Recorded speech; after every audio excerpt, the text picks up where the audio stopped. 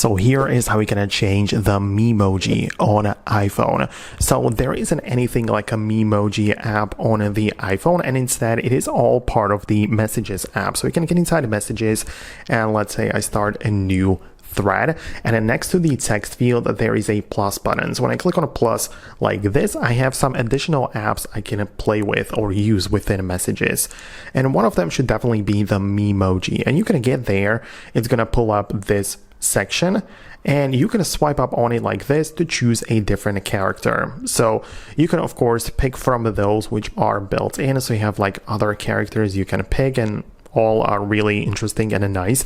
But you can also click on the plus button in there and customize your own face, right? So you of course choose the facial features, hair, and so on, so you can make it look especially similar to yourself.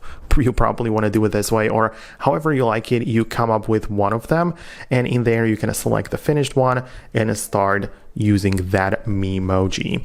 Keep in mind that if anything changes, like if there is new characters added, those can only be added through a general software update. So whenever you want to make sure you are up to date with such things, go to general in your settings, software update, and make sure you always install the latest iOS, and that therefore you will always have the latest features, including Memoji characters and so on. So subscribe right now so you don't miss future tutorials and videos like this one, and I'll talk to you in the next video. So stay tuned and I'll see you then.